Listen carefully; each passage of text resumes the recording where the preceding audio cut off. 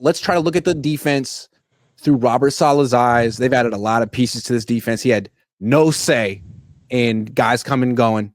Now he gets to remake it in his image. I'm sure he has personnel power. He's the highest paid coordinator in the league. So player for player, let's go through it. Keeper cut or keeper let walk, Dre Greenlaw. What do you think Robert Saleh would want to do here? Why? Well, one thing about Robert Saleh is that before we get all schematic, I think he leads with his culture, the culture of the defense. I believe that Dre Greenlaw right now, in a sense, he still needs to be protected from himself. Even if Dre Greenlaw took a deal that was 1 to 3 years, it would be a deal that would have a lot of outs in it, because anybody who would take him on would understand that his injury history is something to be concerned about. That probably could be corralled here. I think that Dre Greenlaw playing under Coach Salah, understanding that this is a younger player. I mean, understand this is a guy that he was under as a younger player that knows how to use him, and he's going to be utilized the right way in order to play the type of defense that he's already knows. It would be something that, it's kind of like kindred spirits of like, hey man, we know each other. Right now, your career, Dre Greenlaw's career is in flux right now. And it's not in flux from a standpoint of getting money. It's in flux of the standpoint of actually having a legacy. Before Dre Greenlaw got hurt, we were kind of looking at him as having a trajectory as being one of the best linebackers in the league, right? I'm not here to say that that's completely gone, but, attrition is real. It's up for grabs. And I really believe that if Coach Salah was able to sit Dre down and get him to understand that right now, movement isn't really what you need right now. You kind of need to stay put, and just a little bit of patience can go a long way in your career. And we're not here to say that 49ers are here for you need to be here forever. But if you're going to rest, if you're going to rejuvenate your career and prove to everybody that you're the same guy, why not do it with a coordinator? Why not do it not only an environment that you're used to, but have a coordinator that's over top of you that you're going to get your reps. So I think that's what I would say to Dre if I was Robert Salah. I think so. I think Robert's going to want him because he knows him. There's a lot of guys on this defense he's never coached before, has no exposure to, no connection to. But with Greenlaw, drafted him, developed him, sort of got him paid. They have a whole relationship together. And I think it's going to be hard for Salah to let him go, even though he's older. He's been injured. He's missed a lot of time. He's fast, and he could be expensive too. But here's the thing. I'm sure the Niners would love to offer him like a 1-year deal, $6 million, nothing that expensive. But what if there's a market for him? Like, what if other teams are, like, would the Niners bid?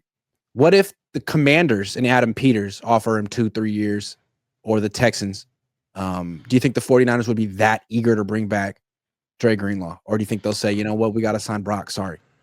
No, I don't think there's an either or when it comes to Brock as far as signing Dre Greenlaw. I believe that the either or for Dre Greenlaw is between him and Huff. I believe that that's the real issue. And in that ilk, think they'd be comfortable giving Greenlaw like a multi-year deal? Not now. I don't think they would. You think Greenlaw will get it? Yeah. I think there are some teams out there that if they're winners, like the Commanders, they are the sexy spot of the offseason for any and everybody right now. They got money, they got a quarterback, and they got wins. So right now, that's the holy three when you're looking at free agency right now. We already know Brandon Ayuk wanted to be on that team. I mean, he said it all off season, right? So yeah, there's going to be teams out there that are going to give Greenlaw.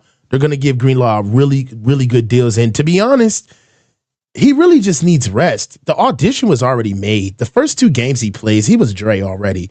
I tweeted it. After his first game, I would have sat him down. Like, he looked amazing. There was no reason to just let him just literally fall apart in front of our eyes.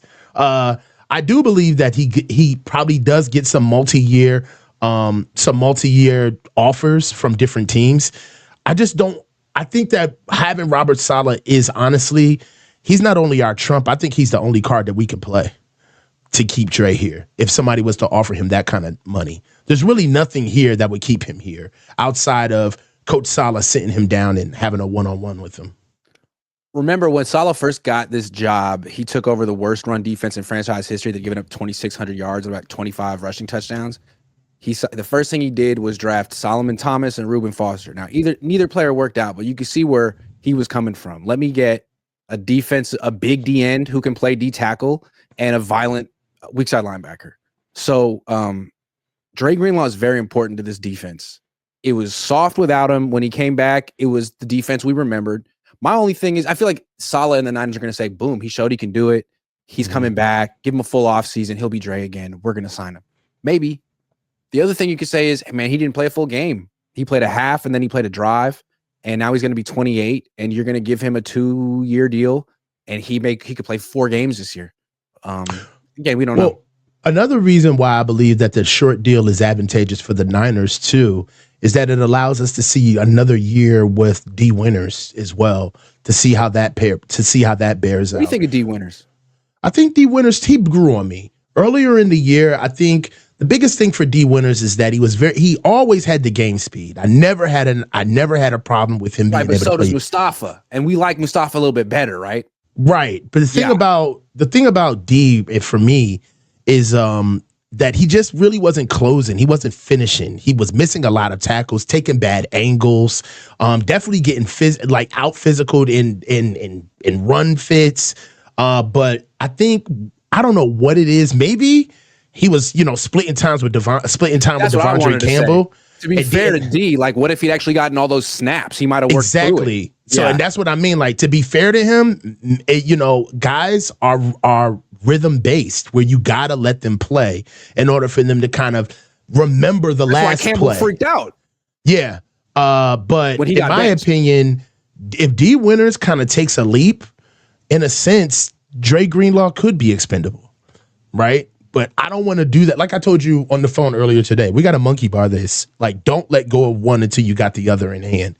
So I would not let go of Dre Greenlaw until I knew that D Winners was a guy. And that's what's nice about re-signing Greenlaw is, like, it's a risk because you sign him and you think, okay, well, that's not a need anymore. But he could go down at any time with another injury, and then you have a big hole. But as long as you have D Winners, they have a very similar skill set. D Winners is really fast and explosive, not quite as violent as Greenlaw, but getting more violent. The two of them could be very fast. And again, Salah's never coached D Winners, but he has worked with Johnny Holland, who has developed D Winners. So I think it's possible that Salah would like him.